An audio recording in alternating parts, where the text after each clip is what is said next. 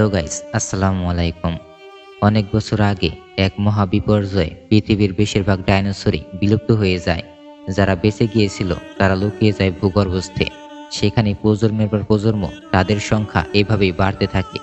কয়েক বছর আগে এক ভয়াবহ বিস্ফোরণে ভূগর্ভস্থ থেকে বাইরে যাওয়ার জগতের পথ খুলে যায়, আর ডাইনোসরেরাও সেখান থেকে বেরিয়ে আসে।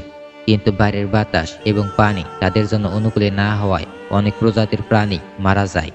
তবু সমুদ্রের কিছু দ্বীপে যেখানে পরিবেশ উপযুক্ত, তারা সেইখানে টিকে থাকে।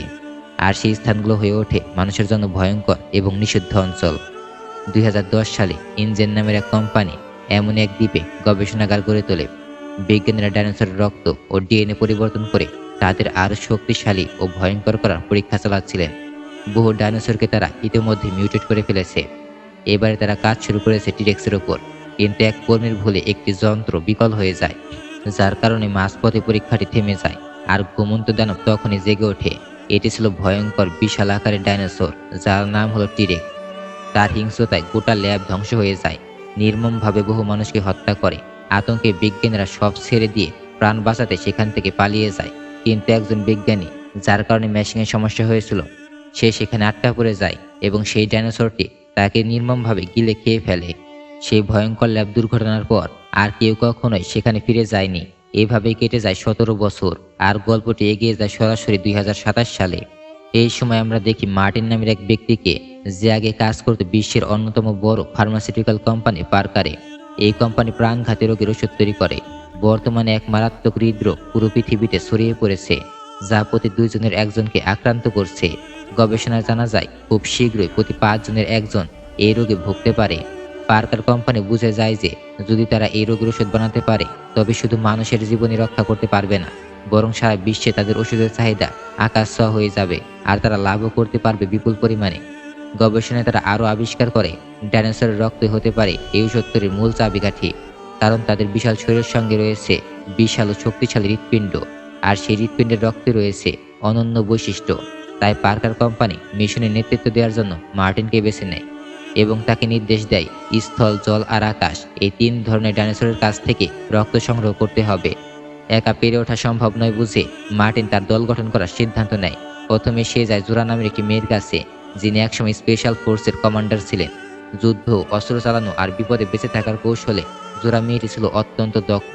মার্টিন তাকে প্রস্তাব দেয় সে যদি কাজে রাজি হয় তাহলে $১,০০,০০০ পারিশ্রমিক পাবে। তারপর সে তাকে সবকিছু খুলে বলে তার কোম্পানি একটি প্রাণঘাতী হৃদরোগের ওষুধ তৈরি করছে, আর তার জন্য দরকার ৩ ধরনের ডাইনোসরের রক্ত।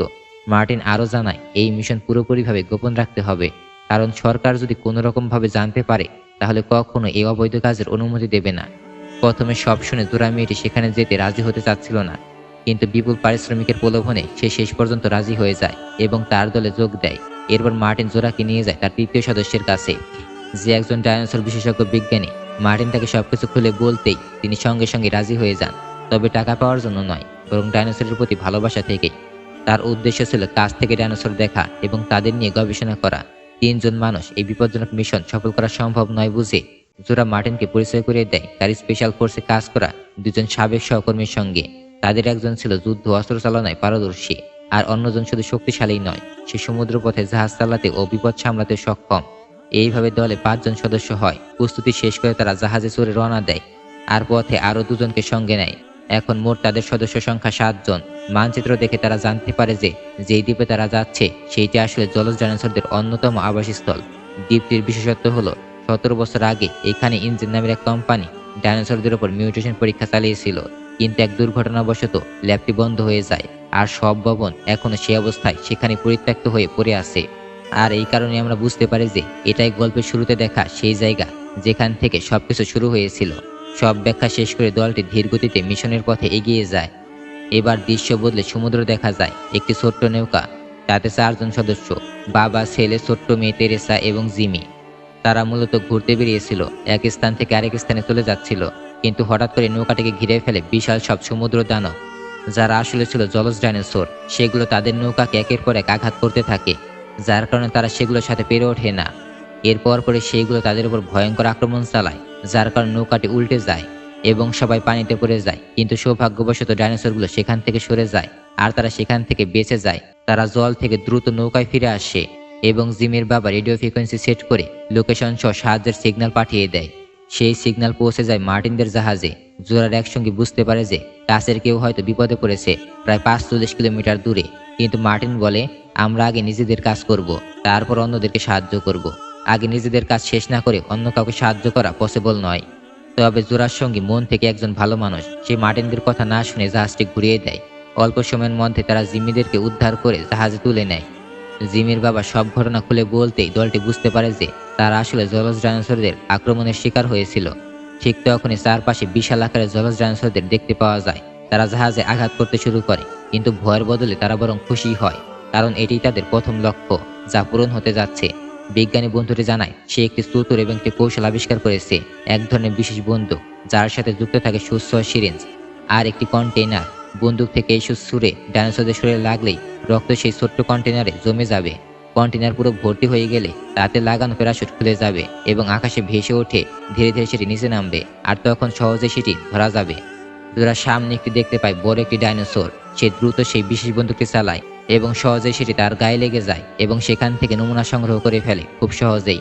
কিন্তু সে বিপদে পড়তে যাচ্ছিল, তখনই তার সঙ্গীরা তাকে সেখান থেকে বাঁচিয়ে নেয়। প্রথম মিশনটি সফল হয়, সবাই সেখানে আনন্দে উৎফুল্ল হয়ে ওঠে।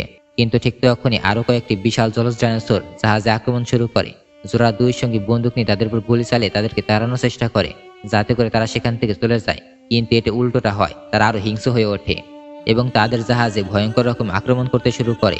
একটি ভয়ঙ্কর ডাইনোসর সরাসরি জাহাজের কাছে এসে জোড়ার এক সঙ্গীকে ধরে সবার সামনে গিলে খেয়ে ফেলে। ভয়ে সবার হৃদস্পন্দন বেড়ে যায়। ডাইনোসররা থামেনি, বারবার জাহাজে ধাক্কা দিতে থাকে। প্রচণ্ড দোল খেতে খেতে জিমি পানিতে পড়ে যায়। তাকে বাঁচাতে তার দুই ভাই বোন এবং তার বাবা সঙ্গে সঙ্গে পানিতে লাফিয়ে পড়ে এবং তারা প্রাণের স্রোতে ভেসে যেতে থাকে। কিন্তু এরপর পরে চারজন সবাই একসাথে মিলিত হয় এবং কাছের একটি দ্বীপে সাঁতরে উঠে যায়। এইদিকে জোড়া মেয়েটি সহ বাকি সবাই বুঝতে পারে যে এই জাহাজে থাকা এখন মোটেও নিরাপদ নয়। তাই তারা বোট থেকে সমস্ত আশ্রয় জিনিস নিয়ে সেগুলো পানিতে ফেলে দেয় এবং তারাও সঙ্গে সঙ্গে ঝাঁপ দেয়, যাতে করে তারা বেঁচে ফিরে আসতে পারে। এদিকে জোড়ার সঙ্গে জাহাজ সামলানোর চেষ্টা করে এবং দ্রুত দ্বীপের দিকে নিয়ে আসে, কিন্তু তীরে আসতেই সঙ্গে সঙ্গে জাহাজটি পাথরের সঙ্গে ধাক্কা খায় আর জাহাজটি ধাক্কা খেয়ে মোটামুটিভাবে কিছু যন্ত্রাংশ ভেঙে যায়। যদিও সবার প্রাণ রক্ষা পায়, কিন্তু জাহাজটি কার্যত অকেজো হয়ে পড়ে। দ্বীপের ভেতর পা রাখতেই হঠাৎ এক বিশাল ডাইনোসর এসে ঝাঁপিয়ে পড়ে একটি মেয়ের উপর, যে আশ্রয় জিনিসপত্র তীরে আনার চেষ্টা করছিল। কিন্তু ডাইনোসরটি সঙ্গে সঙ্গে তাকে সেখানে গিলে খেয়ে ফেলে, যাকে কিছুক্ষণ আগেই তারা দলে নিয়েছিল। ফলে দ্বিতীয় সঙ্গীকেও তারা হারিয়ে ফেলে।